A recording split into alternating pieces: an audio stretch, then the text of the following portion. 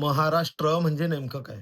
लहानपणी हा प्रश्न सगळ्यांनाच पडायचा. फक्त नकाशावर दिसणारं हे एक राज्य आहे, की त्याहून खूप मोठी एखादी भावना. मग हळू-हळू मला महाराष्ट्र सापडला. कधी लाल मातीच्या शेतांमध्ये, तर कधी काळ्या मातीच्या जमिनीत राबणाऱ्या हातांमध्ये. पहिल्या पावसाचा सुगंध आला, की वाटतं माती माझ्याशी बोलते. सह्याद्रीच्या डोंगरांकडे पाहिलं आणि कळलं कणखरपणा काय असतो. कोकणाच्या समुद्राकडे पाहिलं, की कळतं शांत राहून सुद्धा आपण किती खोल असू शकतो. आणि विदर्भाच्या उन्हात हसणारी माणसं पाहिली, की कळतं संयम म्हणजे नक्की काय? मग एके दिवशी कळालं, की या मातीला सुगंध का येतो? कारण ही फक्त माती नाहीये, ही संत भूमी आहे. जिथे ज्ञानोबांनी भक्ती शिकवली, तुकोबांनी माणुसकी शिकवली, छत्रपती शिवाजी महाराजांनी स्वाभिमान शिकवला आणि त्या स्वाभिमानासोबत जगायचं कसं हे डॉक्टर बी.आर. आंबेडकरांनी शिकवलं, तो म्हणजे आपला महाराष्ट्र. इथली मराठी भाषा सुद्धा वेगळीच. कारण ती फक्त बोलली जात नाही, तर ती जगली जाते.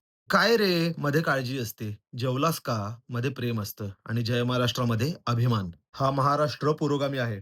कारण इथे स्वप्नांना थांबवलं जात नाही. इथे कलाकार घडतात, विचार घडतात आणि सामान्य माणूस सुद्धा इतिहास घडून जातो. हा महाराष्ट्र मोठा करण्यासाठी कोणी किल्ले जिंकले, कोणी पुस्तकं लिहिली, कोणी शेतात घाम गाळला आणि कोणीतरी कारखान्यात रात्र जागवली. म्हणून महाराष्ट्र म्हणजे फक्त एक राज्य नाहीये. तो आपल्या प्रत्येकाच्या आयुष्यातला एक जिवंत भाग आहे. एक ओळख आहे, एक अभिमान आहे. तर तुम्हा सर्वांना महाराष्ट्र दिनाच्या आणि कामगार दिनाच्या मनःपूर्वक शुभेच्छा. जय महाराष्ट्र.